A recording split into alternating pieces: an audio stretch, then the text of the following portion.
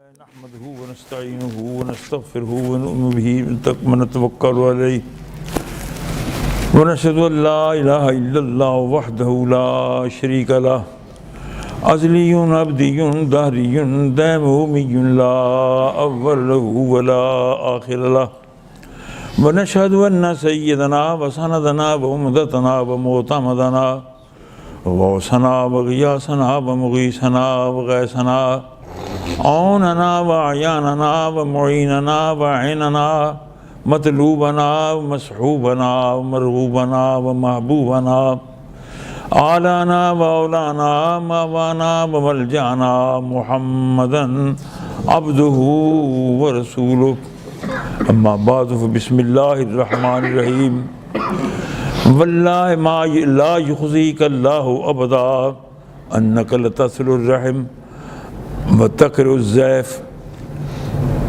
او کما قال صلی اللہ علیہ وبارک وسلم۔ اللہ تعالیٰ جل مجدہ کی حمد و ثنا حضور صلی اللہ علیہ وبارک وسلم کی ذات بابرکات پر ہدیہ درود و سلام کے بعد پچھلی محفل میں جو دوست شامل تھے شاید انہیں یاد ہوگا کہ حضور صلی اللہ علیہ وسلم اقرأ بسم ربک اس آیت کے اترنے کے بعد جبریل کی ملاقات کے بعد جبریل سے گفتگو کے بعد پھر حضور گھر تشریف لائے ہیں اور اماں جی خدیجۃ الکبریٰ سے ملاقات ہے، یہاں تک بات ہوئی تھی۔ یہاں چند ایک باتیں ذہن میں رہیں۔ حضور صلی اللہ علیہ وسلم غار حرا سے آئے ہیں، بظاہر پریشانی کے کچھ آثار ہیں، بتقاضۂ بشری انسانی تقاضا کے پیش نظر کچھ لوگوں نے ان پریشانیوں کو کہا کہ جبریل کی حیبت جبریل کرنا، ایسی بات نہیں۔ بتقاضۂ انسانیت بتقاضۂ بشری کچھ پریشانیاں سامنے آئی ہیں جو نبوت کے منافی نہیں ہیں، جیسے بخار نبوت کے منافی نہیں، زخم نبوت کے منافی نہیں، لڑائی جھگڑا نبوت کے منافی نہیں، خون کا بہنا نبوت کے منافی نہیں، دانت کا شہید ہو جانا نبوت کے منافی نہیں۔ یہ ساری باتیں بتقاضۂ انسانی شرف کے ہوئی ہیں۔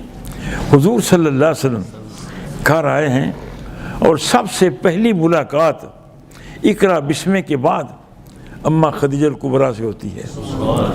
یہاں ایک بات ذہن میں آتی ہے، وہ آپ کی آ گئی ہوگی ورنہ میں اسے ڈال دینا چاہتا ہوں۔ خواتین کے بارے میں اکثر و بیشتر ہمارا نظریہ غلط سا ہو جاتا ہے۔ ایسے خواتین کا نظریہ ہم شوہروں کے بارے میں غلط ہو جاتا ہے۔ بیوی سے ذرا کوتاہی ہوئی تو طلاق تک نوبت پہنچ گئی۔ یہ تیزی ہے، طبیعت کی تیزی ہے، اسلام کے خلاف یہ باتیں ہیں۔ عورت نے جب دیکھا کہ میاں سے کوئی غلط بات ہوئی ہے تو وہ جھٹ عدالت میں چلی گئی، عدالت میں درخواست دے دی کہ میرا شوہر مجھے تنگ کرتا ہے۔ ایسا نہیں۔ ایک بات یہ ہے کہ عورت کا شرف، عورت کی فضیلت وہ ذہن میں رہنی چاہیے۔ ماں کا شرف، بیٹی کا شرف، بیوی کا شرف، عزیز رشتہ دار خواتین کا شرف، یہ ذہن میں باتیں رہنی چاہیے۔ شرف کی پہلی بات جو اس وقت آپ کو سنانے کے لیے ذہن میں آ رہی ہے کہ عورت کا کتنا بڑا شرف ہے، وہ یہ ہے کہ سب سے پہلے اسلام قبول کیا ہے تو عورت نے کیا ہے۔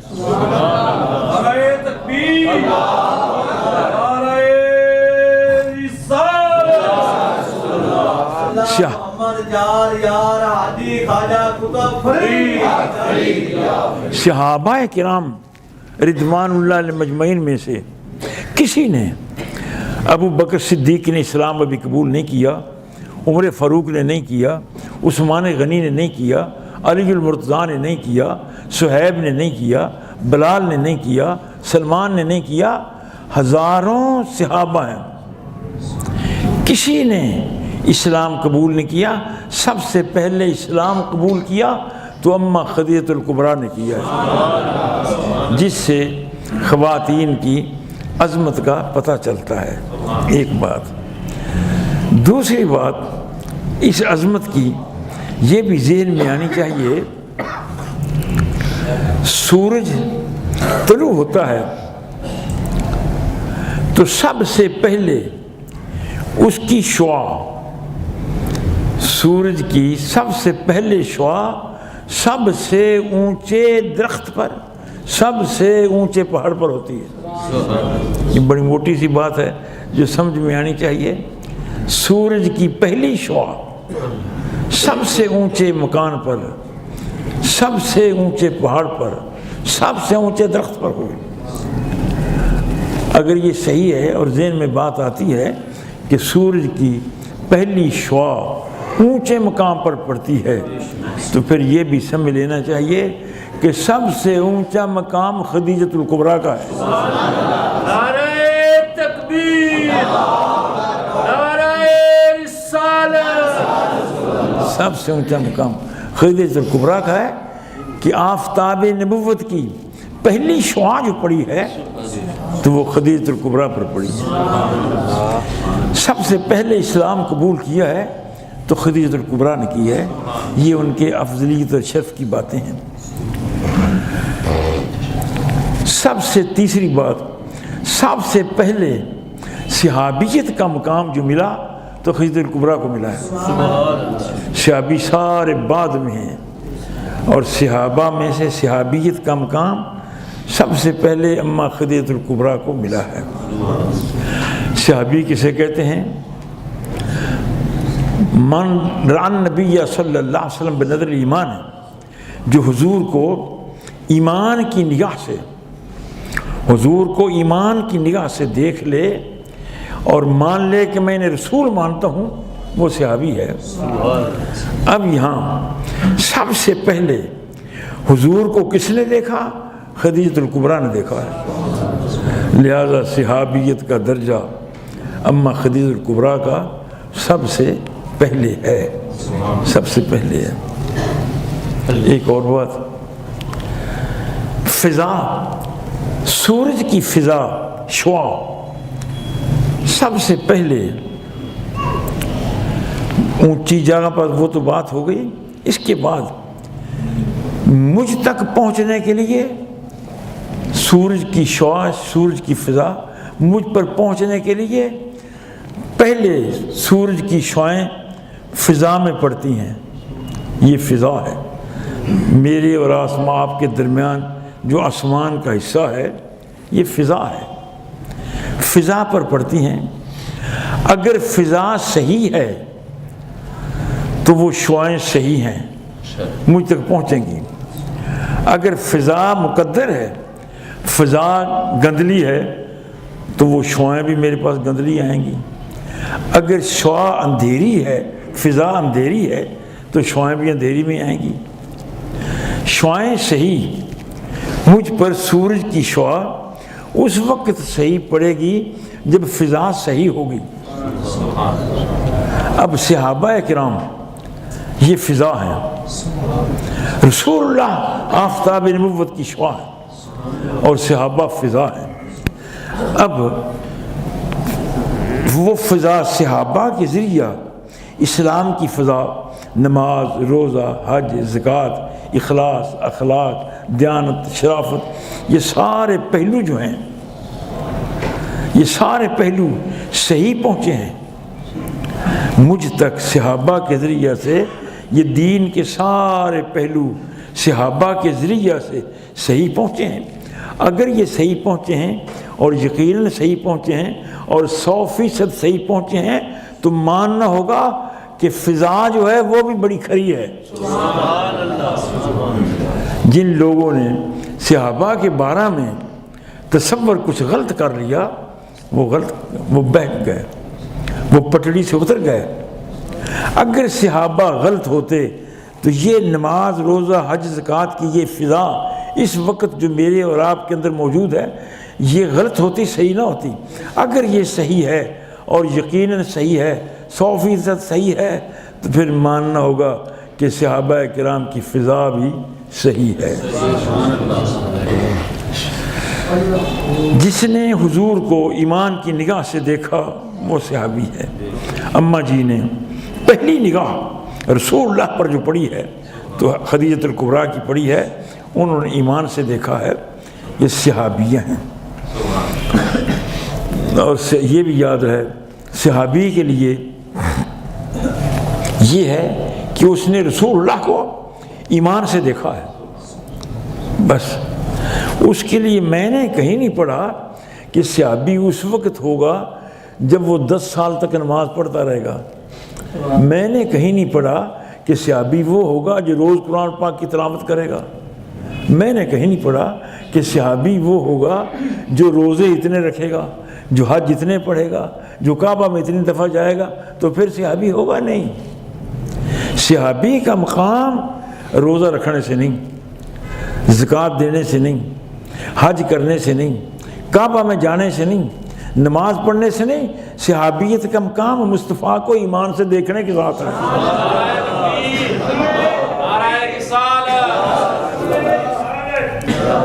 حضور کو ایمان سے دیکھا ہے، کلمہ شریف پڑھ لیا کہ میں مانتا ہوں کہ اللہ کے رسول ہیں، بس ختم ہو گئے، صحابیت کا درجہ آ گیا، صحابیت کا مقام حاصل ہو گیا۔ اب خدا نخواستہ اس بندے کو نماز پڑھنے کا موقع نہیں ملا، یہ جلیل القدر شخصیت کو حج کا موقع نہیں ملا تو صحابی ہے، یہ صحابی ہے رسول اللہ کو دیکھنے کے ساتھ۔ ایک بات یہاں ذہن میں آ رہی ہے، کچھ چیزیں اصل ہیں ہوتی ہیں، کچھ تابع ہوتی ہیں۔ اصل پہلے ہے، تابع بعد میں ہے، اس میں کوئی شک نہیں۔ سورج پہلے ہے، روشنی بعد میں ہے، چاند پہلے ہے، روشنی بعد میں ہے، اصل اور تابع کی بات سمجھاتی ہے۔ مگر چاند کو ماننے کے لیے، سورج کو ماننے کے لیے وجود تو سورج کا پہلے ہے۔ مجھے چاہیے تھا کہ میں سورج کو پہلے مانتا، وجود تو چاند کا پہلے ہے، مجھے چاہیے تھا کہ میں چاند کو پہلے مانتا، مگر میں ایسا کرتا نہیں۔ چاند کو ماننے کے لیے پہلے میں روشنی کو دیکھتا ہوں کہ روشنی ہے، پریشانی کی بات آ گئی ہے تو اپنی بیوی کو رازدار سمجھ کر، ہم راز سمجھ کر اس سے بات کر لیں۔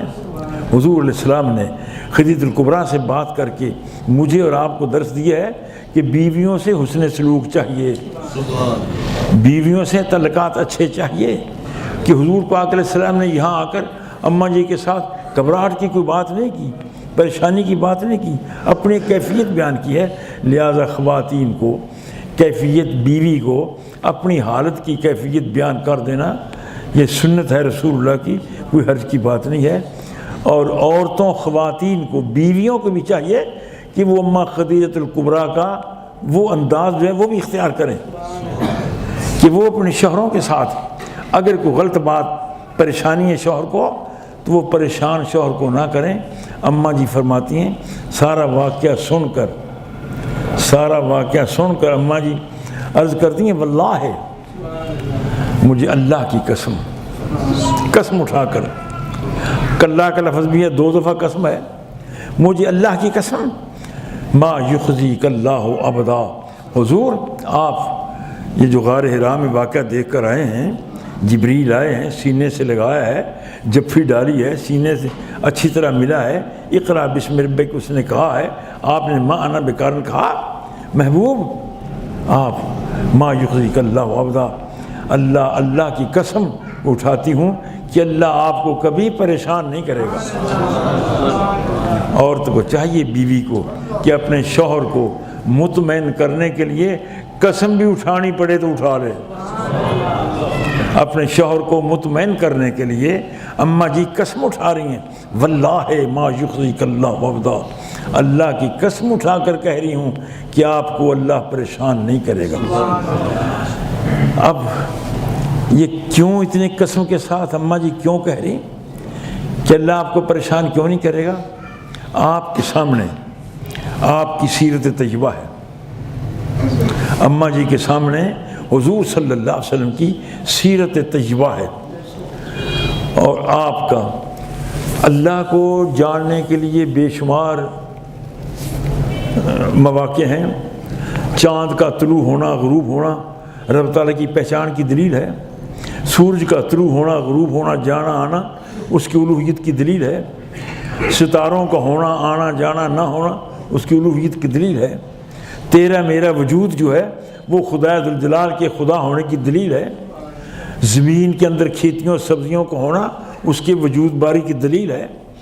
بے شمار واقعات ہیں جس سے خدا تک بندہ پہنچ سکتا ہے، مگر سب سے بڑا ذریعہ خدا تک پہنچنے کا رسول اللہ کی ذات ہے۔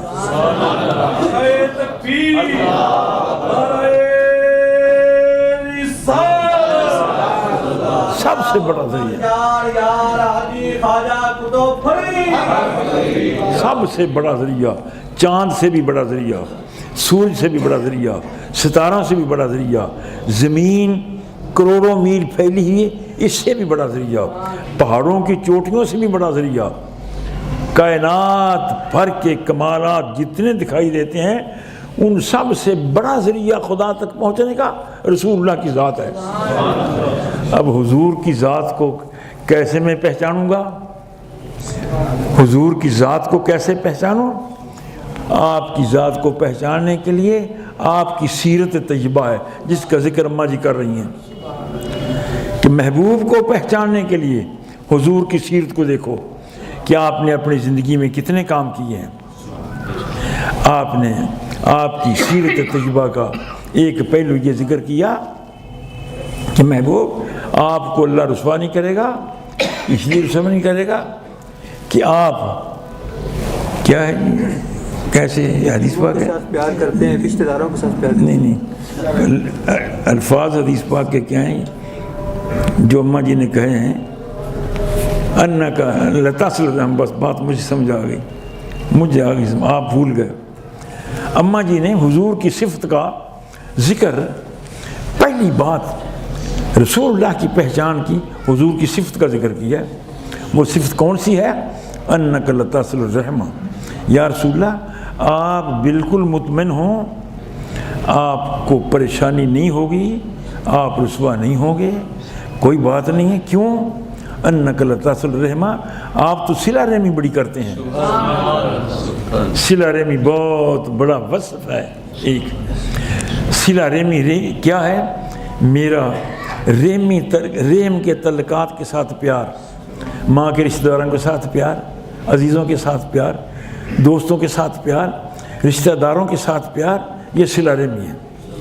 اور اس کی کتنا بڑا مقام ہے صلہ رحمی، جس کا ذکر اماں جی کر رہی ہیں کہ آپ چونکہ صلہ رحمی کرتے ہیں اس لیے آپ پریشان نہیں ہوں گے۔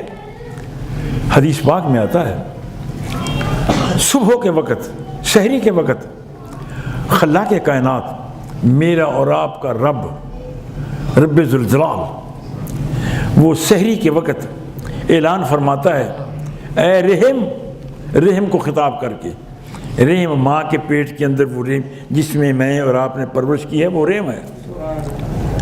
حدیث پاک میں کہ رب ذوالجلال فرماتا ہے رحم کو خطاب کر کے کہ جس سے تو جڑا میں اس سے مل گیا۔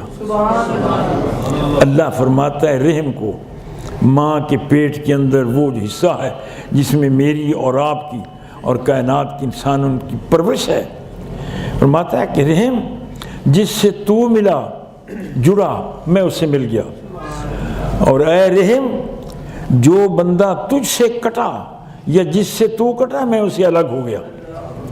معلوم ہوا کہ صلہ رحمی کے ساتھ خدا ملتا ہے اور قطع رحمی کے ساتھ خدا سے دوری ہوتی ہے۔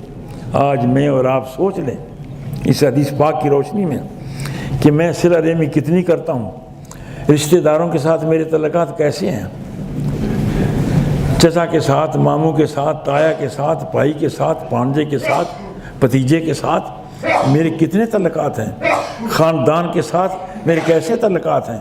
اگر میرے تعلقات میرے خاندان کے ساتھ اچھے ہیں تو یہ صلہ رحمی ہے، پھر مجھے یقین ہونا چاہیے کہ خدا مجھے مل جائے گا، چونکہ میرے تعلقات خاندان سے اچھے ہیں۔ اگر خدا نخواستہ میرے تعلقات جیسے آج کل ہماری صورت ہے، رشتہ داریاں ہوتی ہیں، میری بہن کی بیٹی ہے، میرا بیٹا ہے، میری بیٹی ہے، بہن کا بیٹا ہے، مگر ہم آپس میں بہن بھائی اتنے دور ہیں کہ رشتہ داری کا تصور ہی نہیں پیدا ہوتا۔ بہن میرے متعلق کوئی سوچتی ہے، میں بہن کے متعلق کوئی سوچتا ہوں، تو یہ قطع رحمی ہے، صلہ رحمی نہیں ہے۔ صلہ رحمی کے ساتھ ایک اور حدیث پاک یاد آئی، حضور صلی اللہ علیہ وسلم ارشاد فرماتے ہیں اگر کوئی بندہ چاہتا ہے کہ اس کے رزق حلال میں بہت برکت ہو، یہ میں اور آپ سبھی چاہتے ہیں، میں بھی چاہتا ہوں کہ میرا رزق وافر ہو، آپ بھی چاہتے ہیں کہ رزق وافر ہو، میں بھی چاہتا ہوں کہ میرے پاس رزق کی کمی نہ آئے، آپ بھی چاہتے ہیں۔ حضور فرماتے ہیں اگر کوئی بندہ چاہتا ہے کہ میرا رزق وافر ہو، میرے خزانے بھر جائیں، دولت اللہ مجھے بہت حلال دولت بہت زیادہ دے دے، تو حضور فرماتے ہیں اسے چاہیے کہ اپنے عزیزوں کے ساتھ صلہ رحمی کرے۔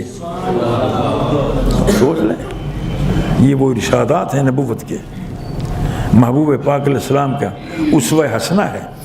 انک لتصل الرحمہ، یا رسول اللہ آپ کبھی پریشان نہیں ہوں گے، اس لیے پریشان نہیں ہوں گے کہ آپ تو صلہ رحمی کرتے ہیں، رشتہ داروں کے ساتھ اچھے تعلقات کرتے ہیں۔ میرا اپنے رشتہ داروں سے بگاڑ یہ قطع رحمی ہے، اور اس نے سلوک یہ صلہ رحمی ہے۔ بیمار کے کام آؤں صلہ رحمی ہے، کسی دکھی رشتہ دار دکھی کو 4 پیسے دے دوں صلہ رحمی ہے، کسی دکھی رشتہ دار کو ہسپتال داخل کرا دوں صلہ رحمی ہے، ڈاکٹر کے پاس لے جاؤں صلہ رحمی ہے۔ یہ کتنے ذرائع ہیں، اور قطع رحمی کے اکثر و بیشتر ہم سے غلطیاں ہوتی ہیں، ان سے بچنا چاہیے۔ اماں جی نے سب سے پہلی بات جو حضور سے ذکر کی ہے تو حضور کی سیرت طیبہ کی ہے، وہ صلہ رحمی کی بات کی ہے، اور کائنات کے شہنشاہ نے صلہ رحمی کا جو درس دیا وہ صرف اپنوں سے نہیں پرایوں سے بھی۔ جو رشتہ دار مسلمان نہیں تھے، رشتہ دار ہیں حضور کے، خاندان قریشی ہے حضور کا، مگر اسلام نہیں لائے، اگر انہیں کوئی تکلیف ہو گئی ہے تو رحمت للعالمین نے انہیں بھی راحت پہنچائی ہے۔ مثلا بدر کا واقعہ ہے، آپ لکھے پڑھے ہیں ہم سے زیادہ۔ حضرت عباس بدر کے میدان میں گرفتار ہو کر آتے ہیں،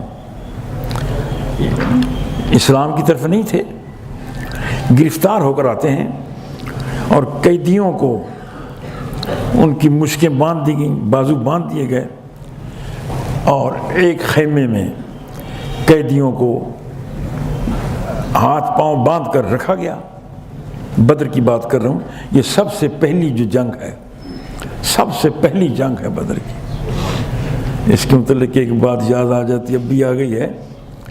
قرآن مقدس فرماتا ہے کہ ہم نے بدر کے اندر مسلمانوں کو 5000 فرشتوں کے ساتھ مدد کی ہے۔ مجھے لکھتے ہوئے ترجمہ لکھتے ہوئے یہ بات جب آیت آئی تو میں حیران ہوا کہ 313 بدری ہیں، اور ان کی مدد کے لیے 5000 فرشتے۔ فرشتہ تو ایک ہی کافی ہے، اسرائیل علیہ السلام ایک ہی قابو نہیں آتے کسی سے، وہ ساری کائنات کو کنٹرول کیے ہوئے ہیں، مجھے بھی آپ کو بھی، یہ وہ سب۔ تو پتہ نہیں علماء نے اس پر بہت کچھ لکھا، مگر میں نے جو بات لکھی ہے ہو سکتا ہے آپ کو سمجھ آئے، نہ آئے تو کوئی حرج کی بات نہیں۔ میں نے لکھا ہے کہ یہ فرشتے 5000، یہ نہ سمجھو کہ 1000 دشمن تھا، ابو جہل وغیرہ 1000 تھے تو 1000 کافر مشرک کو لڑائی قتل کرنے کے لیے 5000 فرشتے آئے ہیں۔ 1000 کو قتل کرنے کے لیے 5000 فرشتے، یہ کیا ہوا؟ ان کے میرے ذہن میں تو یہ بات آتی ہے کہ جب 313 کو لے کر رسول اللہ نکلے ہیں، میدان میں آئے ہیں، تو آسمان کے فرشتوں نے یہ منظر دیکھا کہ عجیب قصہ ہے کہ 313 انسانوں کی قیادت چیف آرمی مصطفیٰ کر رہے ہیں۔ نعرہ تکبیر، نعرہ رسالت۔ رسول اللہ 313 کی قیادت کر رہے ہیں، اور یہ 313 کو عظیم شرف حاصل ہے کہ رسول اللہ کی قیادت میں جا رہے ہیں۔ جب فرشتوں نے 313 ذہن میں لیا کہ رسول اللہ کی قیادت میں اس عظمت کو حاصل کرنے کے لیے، اس مقام کو حاصل کرنے کے لیے کہ رسول اللہ کی قیادت میں وہ 313 جا رہے ہیں، تو ہم کیوں نہ جائیں؟ ہم بات کر رہا تھا کہ بعض قید ہو کر آ گئے ہیں، قیدی ہیں، حضور کا خیمہ ساتھ ہے، چیخنے کی آواز آتی ہے، آہوزاری کی، تو کائنات کے شہنشاہ فرماتے ہیں یہ کون رو رہا ہے؟ بڑی چلاہٹ ہے، درد کے ساتھ رو رہا ہے۔ صحابہ نے جائزہ لیا خیموں کا، تو وہ حضرت عباس تھے۔ حضرت عباس کے بازو ذرا سختی سے کس کر باندھے گئے تھے، تو حضور صلی اللہ علیہ وسلم کی یا رسول اللہ عباس کے بازو بڑے کسے ہوئے ہیں، سختی سے باندھے گئے ہیں۔ تو حضور صلی اللہ علیہ وسلم نے فرمایا کہ چچا ہے میرا، اس کے اسلام تو نہیں لائے ابھی، اس کے بند ٹھیلے کر دو۔ اور پھر صحابہ سے فرمایا صحابہ جتنی رعایت عباس کو دو، اتنی رعایت باقی سارے لوگوں کو دے دو جو اسلام نہیں بھی لائے۔ یہ صلہ رحمی ہے کہ حضور صلی اللہ علیہ وسلم نے اپنے چچا کے ساتھ جو حسن سلوک کیا ہے، اتنا ہی سلوک، اسی قسم کا سلوک، اسی قسم کا حسن سلوک اندازہ سارے قریش کے ساتھ ہے، سارے بدر کے قیدیوں کے ساتھ ہے۔ حضور صلی اللہ علیہ وسلم نے ایک اور بات یاد آ گئی، حضور صلی اللہ علیہ وسلم سے فیصلہ ہوا کہ کریں کیا، بدر کے قیدیوں کو کرنا کیا ہے، قتل کرنا ہے، مارنا ہے، چھوڑنا ہے۔ فیصلہ یہ ہوا کہ ان سے پیسے وصول کر لیے جائیں خزانے کے لیے، بیت المال کے لیے، اور وہ بیت المال غریبوں کے کام آئے گا، اسلام کے کام آئے گا، اور یہ جائیں۔ ایسی بات ہوئی۔ ٹیم جو پیسے وصول کر رہی تھی وہ حضرت عباس کے پاس آئی، عباس سے کہا کہ عباس یہ فیصلہ ہوا ہے، آپ اتنے پیسے دے دیں بیت المال میں، سرکاری خزانے میں، تو آپ آزاد ہیں۔ تو حضرت عباس فرماتے ہیں جاؤ یار، میرے بیٹے محمد سے کہہ دو میرے پاس پیسے ویسے نہیں ہیں، جو مرضی ہے کر لیں، قتل کرنا ہے قتل کر دیں، مارنا ہے مار دیں، ٹانگیں توڑنی وہ کر دیں، جیل میں دینا وہ کر دیں، میرے پاس پیسے نہیں ہیں۔ اس ٹیم نے آ کر حضور سے عرض کی کہ یا رسول اللہ عباس تو یہ کہہ رہے ہیں کہ جو مرضی کر لو، میرے پاس پیسے نہیں ہیں۔ حضور نے فرمایا چلو میں چلتا ہوں، چچا کے پاس میں چلتا ہوں۔ سرکار اٹھے، چچا کے پاس آ گئے اور فرمایا چچا کیا معاملہ ہے؟ پیسے یہ ٹیم آئی ہے، پیسے لوگ دے رہے ہیں بیت المال میں، تم بھی دو اور آزاد ہو جاؤ۔ تو عرض کرتے ہیں بیٹے محمد آپ ہمارے بیٹے ہیں، جو مرضی کر لیں، قتل کر لیں، جیل میں دے دیں، کر میرے پاس پیسے نہیں ہیں۔ تو حضور مسکرائے، حتیٰ بدت نواجذہ، آپ کی مسکراہٹ کا یہ عالم تھا کہ دانت چمک گئے، اور فرماتے ہیں کہ چچا عباس یہ آپ کہہ رہے ہیں کہ آپ کے پاس پیسے نہیں ہیں، مجھے یہ بتائیں جب مکہ سے آپ آنے لگے ہیں، بدر میں میدان میں آنے لگے ہیں، تو اس وقت میری چچی ام فضل سے الگ بلا کر کونے میں آپ نے کہا کیا تھا؟ عباس حیران ہیں کہ بیٹے، آپ فرماتے ہیں کہ چچا آپ نے میری چچی ام فضل سے الگ بلا کر کہا تھا کہ ام فضل میں جا رہا ہوں بدر میں، پتہ نہیں زندہ آتا ہوں یا نہیں، اگر میں مر جاؤں تو فلاں جگہ پر اتنا سونا پڑا، اتنی چاندی پڑی ہے، وہ خرچ کر لینا، وہ کہاں گئے؟ اور حضرت عباس کی اسلام کی قبولیت کا سبب بھی یہی بنا تھا۔ اور پھر عرض کرتے ہیں کہ بیٹے محمد، اس وقت میں تو سمجھتا تھا کہ اکیلا ہوں، مگر تیری بات سے تو معلوم ہوتا ہے کہ تو کہیں دیکھ رہا تھا، تیرے انداز سے تو معلوم ہوتا ہے کہ میرے معاملہ میں تو شاہد ہے۔ تو بات یہ کہہ رہا تھا کہ صلہ رحمی کا تعلق حضور کی صفت پاک سے، اسوہ حسنہ سے ہے۔ اماں جی نے پہلی بات صلہ رحمی کی، اور آپ نے اپنوں سے نہیں غیروں سے بھی صلہ رحمی کی ہے۔ جنگوں میں حضور صلی اللہ علیہ وسلم کے پاس جو مال آیا ہے، غنیمت کا مال آیا ہے، مال فے آیا ہے، مال غنیمت کا آیا ہے، اس مال سے حضور نے اپنے عزیزوں کو، اپنے رشتہ داروں کو جو اسلام نہیں بھی لائے تھے، ان کی غربت کو دیکھ کر بھی کیا ہے۔ یہ صلہ رحمی ہے۔ صل من قطعک، حضور فرماتے ہیں صل من قطعک، جو تجھ سے کٹ جاتا ہے، تعلقات توڑ لیتا ہے، میں رسول اللہ تجھے حکم دیتا ہوں تو اس سے مل جا۔ اس نے تو غلطی کی ہے کہ تیرے ساتھ وہ کٹ گیا ہے، تیرے ساتھ وہ مخالفت کرتا ہے، اب میں تجھے کہتا ہوں سل، تو اس سے مل جا۔ سل من قطعک، ایک شخص نے تیرے ساتھ زیادتی کی ہے، مگر میرے غلام، میرے امتی، میں تجھے کہتے واف ومن ظلمک، جس نے تیرے ساتھ ظلم کیا تو اسے معاف کر دے، تو کر دے۔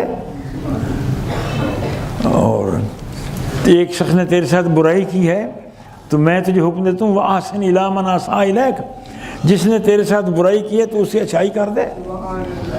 یعنی پتہ تو تبھی چلے گا تیرے کمالات کا کہ تو اس سے اچھا سلوک کرے۔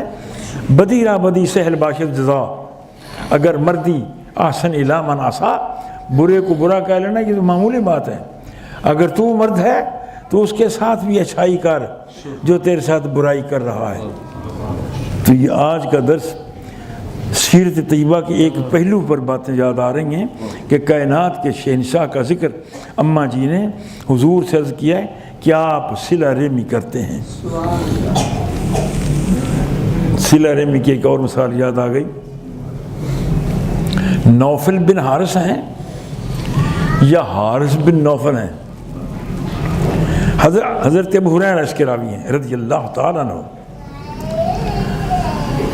انہوں نے نوفل سے کہا کہ نوفل یہ اسلام نہیں لایا، قریشی ہے، نوجوان ہے، اسلام نہیں لایا۔ کہتے ہیں کہ نوفل تو نے شادی کیوں نہیں کی؟ شادی کرو، جوان ہو، شادی کا معاملہ بڑا ضروری ہے۔ تو نوفل بن حارث یا حارث بن نوفل کہتے ہیں کہ میں مجبور ہوں، شادی پر خرچ ہوتا ہے، اخراجات ہوتے ہیں، میرے پاس تو پیسے ہی نہیں ہیں، میں شادی کیسے کروں؟ تو یہی صحابی حضرت ابو ہریرہ ہیں یا دوسرے بارگاہ رسالت میں حاضر ہو گئے۔ باتوں باتوں میں یہ بات نوفل کی بھی آ گئی، غیر مسلم ہے، شادی نہیں، جوان ہے، شادی نہیں ہے، اور ابو ہریرہ سے کہتے ہیں کہ میری شادی اس لیے نہیں کہ میرے پاس پیسے نہیں ہیں۔ یا رسول اللہ، نوفل کہتا ہے کہ میرے پاس شادی کے اخراجات نہیں ہیں۔ تو حضور نے فرمایا اچھا، اس نے یہ کہا کہ پیسے نہیں ہیں۔ محبوب نے اپنی واسکٹ اتار دی، اندازہ کر لیں، اپنی واسکٹ شریف اتاری اور صحابی کو دی اور فرمایا کہ جاؤ مدینہ منورہ کے فلاں محلے میں ایک یہودی سامان گروی رکھتا ہے اور وہ نقد پیسے دیتا ہے، گروی رکھتا ہے اور نقد پیسے دیتا ہے، جاؤ اس سے یہ میری واسکٹ اس کے پاس گروی رکھو اور اس سے پیسے لے لو۔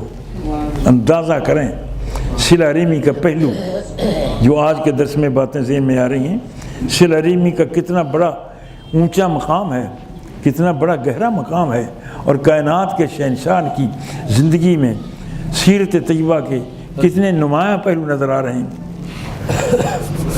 وہ صحابی ابو ہریرہ ہیں، یہ دوسرے صحابی، وہ محبوب کی واسکٹ لے لیتے ہیں، اور جا کر اس یہودی سے کہا کہ یہ واسکٹ رسول اللہ کی ہے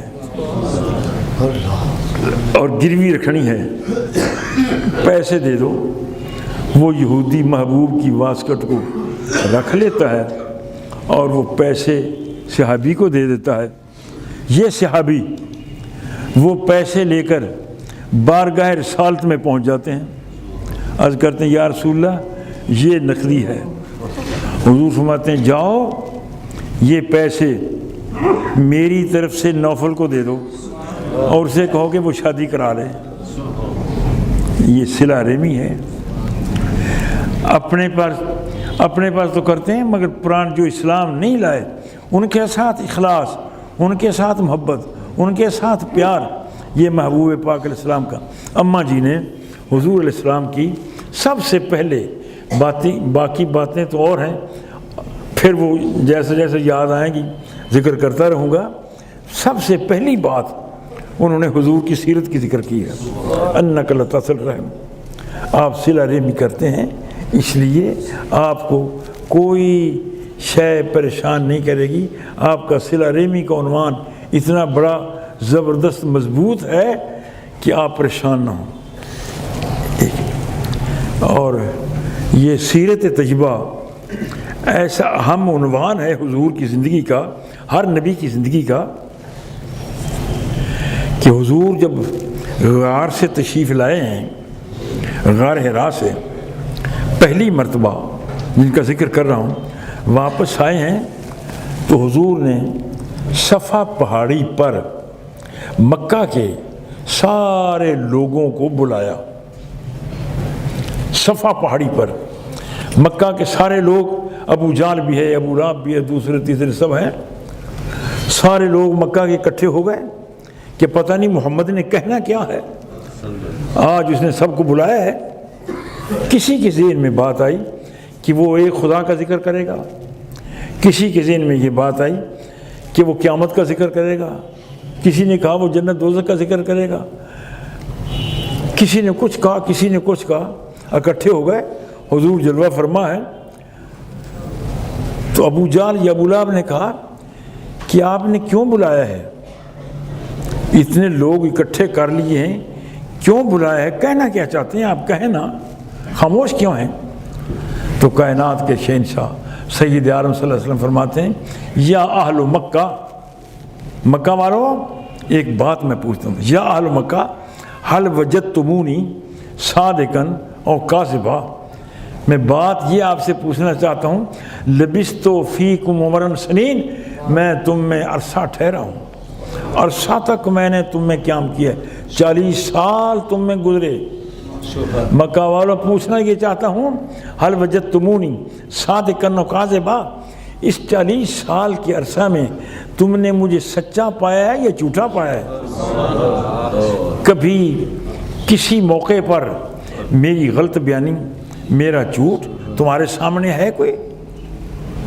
اب یہ سوال ایسا تھا، یہ سیرت کی بات یہ کہہ رہا ہوں کہ حضور نے سب سے پہلے اپنی سیرت کی ہے کہ مجھے بتاؤ کہ مجھے سچا پاتے ہو یا جھوٹا پاتے ہو۔ اب یہ سوال ایسا بڑا مرکزی نقطہ سوال تھا۔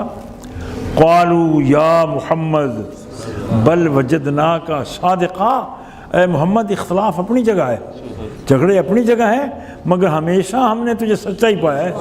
نعرہ تکبیر، نعرہ رسالت۔ معلوم ہوا کہ حضور نے اپنی سیرت کا ذکر کیا ہے، اور نبوت کو قریب سے پہچاننے کے لیے حضور صلی اللہ علیہ وسلم کی سیرت پاک کا جاننا بڑا ضروری ہے۔ اگر میں حضور کی سیرت کو نہیں جانتا تو حضور کو کیسے جانوں گا؟ مجھے ضروری ہے کہ میں سیرت طیبہ کا خیال رکھوں۔ حضور صلی اللہ علیہ وبارک وسلم کی ذات والا صفات کا سب سے پہلا ذکر اماں خدیجہ نے جو کبریٰ نے کیا تو سیرت کا کیا کہ آپ صلہ رحمی کرتے ہیں۔ ایک آخری ویسے لمبا ہے مضمون حدیث پاک کا، سیرت کا ایک پہلو یہ ہے جس کا ذکر ہو گیا، اور اماں جی دوسرا پہلو ذکر کرتی ہیں کیا پریشان نہیں ہوں گے؟ کیوں؟ وَتَحْمِلُ الْكَلَّةَ او کما قال، آپ لوگوں کا بوجھ اٹھاتے ہیں، آپ تو لوگوں کا بوجھ اٹھاتے ہیں۔ اس کا ایک معنی یہ بھی کیا گیا ہے کہ لوگوں کی مصیبتوں میں کام آتے ہیں، لوگوں کے دکھوں میں کام آتے ہیں، لوگوں کے بوجھ اٹھاتے ہیں۔ بوجھ اٹھانے کا معنی قرض اتارنے کا بھی ہے، لوگوں کے قرض اتارتے ہیں۔ اور بوجھ اٹھانے کا یہ بھی معنی ہے کہ 10 سیر کا 20 سیر کا وزن آپ کا، کسی کا، میرا، حضور اٹھائیں۔ قرآن مقدس نے فرمایا لا تزر وازرۃ وزر اخری، میرا آپ کا ملت اسلامیہ کا عقیدہ ہے کہ قیامت کے دن حضور صلی اللہ علیہ وسلم ہماری شفاعت کریں گے۔ کچھ لوگ انکار کرتے ہیں، کہتے ہیں کہ نہیں صاحب وہاں تو کچھ ہوگا ہی نہیں، قیامت کو یہ خام خامانہ کیا جا رہا ہے کہ سفارش کرتے ہیں، حضور شفاعت نہیں کریں گے، کہ قرآن پاک فرماتا ہے لا تزر وازرۃ وزر اخری۔ تو اس کا جواب یہ ہے کہ قرآن مقدس فرماتا ہے کہ کوئی بوجھ اٹھانے والا قیامت کے دن کسی کا بوجھ نہیں اٹھائے گا۔ یہ معنی ہے آیت کا کہ بوجھ اٹھانے والا کسی کا بوجھ نہیں اٹھائے گا، اس کا اپنا بوجھ اتنا ہوگا۔ رسول اللہ وہ ذات ہیں جن کا بوجھ ہے ہی نہیں، رسول اللہ وہ ذات ہے جن کا اپنا کوئی گناہ کا بوجھ ہے ہی نہیں۔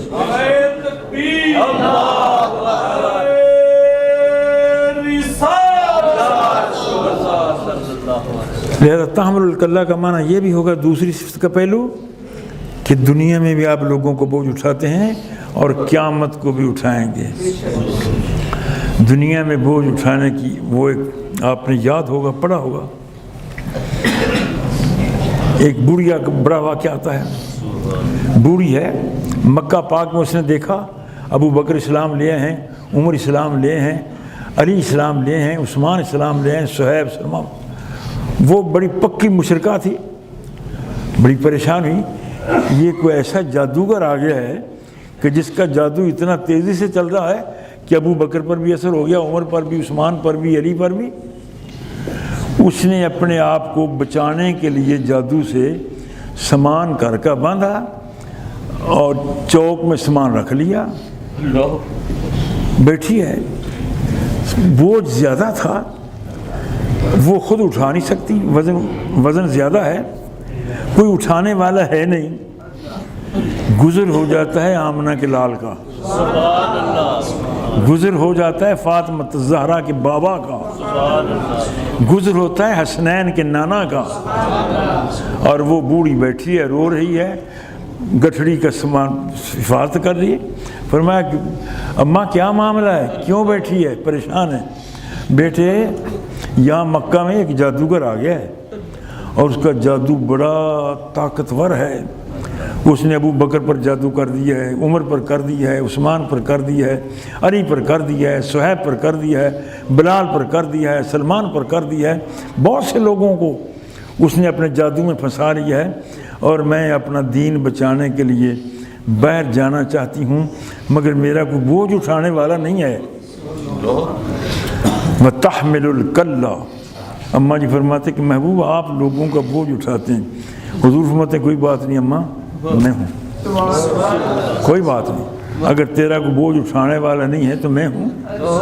حضور اس کے بوجھ کو اٹھا لیتے ہیں، اس کی گٹھڑی کو اٹھا لیا، اور جہاں جا کے اس نے کہا کہ بس بیٹا ہے میرا مکان آ گیا، چگی آ گئی، حضور رکھ دیتے ہیں۔ واپس ہونے لگے تو یہ بی بی بوڑھی کہتی ہے بیٹے میری بات تو سنتے جاؤ۔ ہاں اماں کیا معاملہ ہے؟ بیٹے تو نے میرے ساتھ بڑا اچھا سلوک کیا، میرا بوجھ اٹھایا، وزن اٹھایا، میں تجھے ہدایت کرتی ہوں خدا کے لیے اس جادوگر سے بچنا جس جادوگر نے عمر عثمان کو جادو کر دیا ہے، تو اس جادوگر سے بچنا۔ تو حضور فرماتے ہیں اماں مجھے یہ تو بتا دے کہ اس جادوگر کا نام کیا ہے، اس جادوگر کا نام کیا ہے؟ تو وہ کہتی بیٹے اس کا نام محمد ہے۔ تو حضور فرماتے ہیں پھر وہ تو میں ہی ہوں، اگر وہ جادوگر ہے تو میں ہی ہوں۔ تو قدموں میں جھک گئی اور کہا کہ آخر تو نے پھر جادو ڈال ہی لیا نا. اور صلی اللہ تعالیٰ